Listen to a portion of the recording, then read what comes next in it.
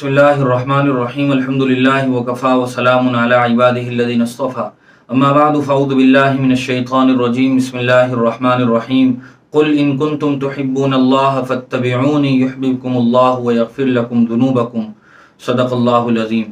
محترم بزرگوں، دوستوں، میرے دین اور ایمانی بھائیوں، اللہ تبارک و تعالی نے اس آیت میں جناب نبی کریم صلی اللہ علیہ وسلم کو مخاطب بنا کر ارشاد فرمایا ہے کہ آپ پوری انسانیت کے لوگوں کے لیے اعلان کر دیجئے، اگر تمہیں اللہ سے محبت کا دعویٰ ہے تو تم میری سنتوں کا اتباع کرو۔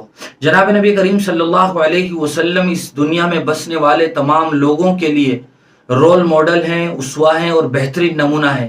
اللہ تبارک و تعالی نے قرآن کریم میں ایک دوسری جگہ ارشاد فرمایا ہے، لَقَدْ كَانَ لَكُمْ فِي رَسُولِ اللَّهِ أُسْوَةٌ حَسَنَةٌ، کہ تمہارے لیے رسول اللہ کی ذات میں بہترین اسوہ ہے، اور یہ آج تک کی تاریخ ہے اور یہ قیامت تک کے لیے بھی یہی بات ہے کہ جن لوگوں نے بھی جناب نبی کریم صلی اللہ علیہ وسلم کی سنتوں کو اپنایا ہے، اللہ تبارک و تعالی نے انہیں دنیا میں بھی عزت بخشی ہے، بلند مقام عطا فرمایا ہے، اور آخرت میں بھی اللہ تبارک و تعالی انہیں بلند درجات عطا فرمائیں گے۔ وہ قیامت کے دن رسول اللہ صلی اللہ علیہ وسلم کی آغوش میں ہوں گے، انہیں اللہ تبارک و تعالی اپنے عرش کے سائے میں ٹھکانے نصیب فرمائیں گے، انہیں حوض کوثر کا جام پلایا جائے گا، رسول اللہ ان کے لیے سفارشی بنیں گے۔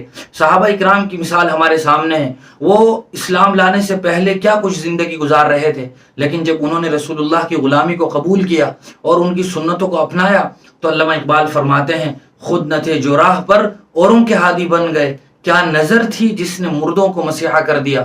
اور حکیم اختر صاحب بہت بڑے اللہ والے گزرے ہیں، انہوں نے بہت ہی ایک پیارا شعر ارشاد فرمایا ہے، وہ فرماتے ہیں، نقش قدم نبی کے ہیں جنت کے راستے، اللہ سے ملاتے ہیں سنت کے راستے۔ اور کسی نے کتنی پیاری بات کہی ہے کہ بھٹکا ہوا راہی اتنا بے قرار نہیں ہوتا جتنا رسول اللہ صلی اللہ علیہ وسلم کے طریقے کو چھوڑ کر زندگی گزارنے والا آدمی پریشان ہوتا ہے۔ قافلے سے بچھڑا ہوا، منزل سے ہٹا ہوا اور اس کشتی کو لے کر چلنے والا ملاح جس کی نظروں سے گھاٹ اوجھل ہو گیا، وہ بھی اتنا بے قرار اور بے چین نہیں ہوتا جتنا رسول اللہ صلی اللہ علیہ وسلم کے طریقوں کو چھوڑ کر زندگی گزارنے والا آدمی پریشان ہوتا ہے۔ اور موجودہ زمانے میں ہم دیکھ رہے ہیں کہ سنت رسول کا کس طرح مذاق اڑایا جا رہا ہے۔ کچھ سنتیں تو ایسی ہیں کہ جن کو ذبح کیا جا رہا ہے، اور لوگ ویسٹرن کلچر کو اپنانے میں ترقی محسوس کر رہے ہیں، روشن خیالی سمجھ رہے ہیں۔ حالانکہ کسی نے کتنی پیاری بات کہی ہے کہ مغرب میں جا کر تو سورج بھی غروب ہو جاتا ہے، ہم مغربی طریقوں پر چل کر کون سی روشنی دیکھنا چاہتے ہیں۔ لہذا ویسٹرن کلچر اور فیشن کے نام سے جو کچھ سنت رسول صلی اللہ علیہ وسلم کے ساتھ کھلواڑ ہو رہا ہے، الامان والحفیظ، اگر ہم صرف ایک سنت کا ہی ذکر کر لیں اور اسی کا محاسبہ کر لیں تو اندازہ ہو جائے گا کہ ہم نے کیا کچھ فساد مچا رکھا ہے۔ اگر ہم رسول اللہ صلی اللہ علیہ وسلم کی صرف یہ سنت دیکھیں کہ حضور بال کس طرح رکھتے تھے، حضور صلی اللہ علیہ وسلم عام طور سے 3 طریقے سے بال رکھتے تھے، یا تو وہ کان کی لو تک ہوتے تھے، یا گدی تک ہوتے تھے، یا پھر کندھے تک ہوتے تھے۔ لیکن اس کے علاوہ حضور صلی اللہ علیہ وسلم بالوں کو چھوٹا بڑا نہیں رکھتے تھے۔ آج چھوٹے بڑے بال رکھنے کے نام پر جو تماشا ہے دنیا میں، وہ ہم سب دیکھ رہے ہیں۔ کسی نے چھوٹے بال کٹوائے ہوں، کسی نے بڑے کٹوائے ہوں، کسی نے بیچ میں سے کینچی چلوائی ہوئی ہے، کسی نے اتنے بھدے بال رکھے ہوئے ہیں اور اب وہ اپنے آپ کو روشن خیال ماڈرن سمجھ رہے ہیں۔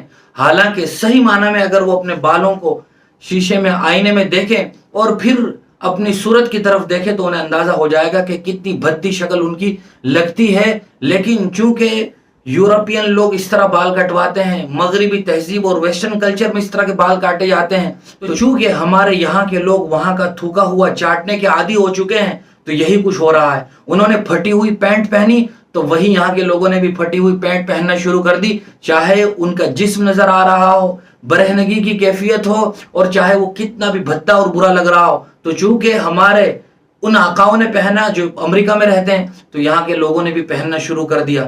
حضور کریم صلی اللہ علیہ وسلم سے اس سلسلے میں ایک روایت منقول ہے۔ حضرت نافع کہتے ہیں کہ ابن عمر رضی اللہ تعالی عنہ سے روایت ہے، انہوں نے کہا کہ میں نے نبی کریم صلی اللہ علیہ وسلم کو قضا سے منع فرماتے ہوئے سنا۔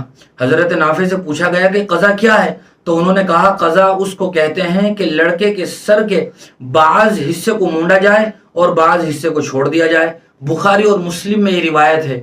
لہذا چھوٹے بڑے بال کٹوانا یہ نہایت سنگین جرم ہے جو ہم سب ہوتا ہوا دیکھ رہے ہیں، اور ہمارے درمیان بہت سارے لوگ یہ گناہ کر رہے ہیں۔ وہ والدین بھی اس جرم میں شریک ہیں جو اپنے بچوں کے اسی طرح کے بال کٹواتے ہیں، فیشن کے نام پر وہ سنت رسول کا مذاق اڑاتے ہیں. تو ماں باپ بھی، والدین بھی اپنے بچوں کے یا خود اپنے بال اگر اس طرح کٹوا رہے ہیں تو وہ بھی برابر کے گناہ کے شریک ہیں. کیا ہم رسول اللہ صلی اللہ علیہ وسلم کی سنت کا مذاق اڑا کر عاشق رسول ہونے کا دعویٰ کر سکتے ہیں؟ کیا ہم اللہ کے اس حکم پر پورا کھرا اتر رہے ہیں کہ ہم رسول اللہ صلی اللہ علیہ وسلم کی سنتوں پر عمل کر رہے ہوں؟ لہذا ہم اس حدیث رسول کو سنیں اور آج کے معاشرے کو دیکھیں، سوسائٹی کو دیکھیں اور وہاں نوجوانوں کے بال دیکھیں تو بڑا افسوسناک صورتحال نظر آتی ہے. الامان والحفیظ. اللہ تعالی ہم سب کو صحیح سمجھ نصیب فرمائے. کتنا ہی بہتر ہو کہ ہم صرف اس نیت کے ساتھ، اگر ہم نے اونچے نیچے بڑے چھوٹے فیشنیبل بال کے نام سے غلط بال کٹوائے ہوئے ہیں تو ہم آئندہ سے تہیہ کر لیں، عزم مصمم کر لیں کہ آئندہ کبھی بھی ہم اس سنت کی خلاف ورزی نہیں کریں گے، فیشنیبل کے نام سے یہ مذاق نہیں کریں گے. اللہ تعالی ہم سب کو عمل کی توفیق نصیب فرمائے. وآخر دعوانا الحمدللہ رب العالمین.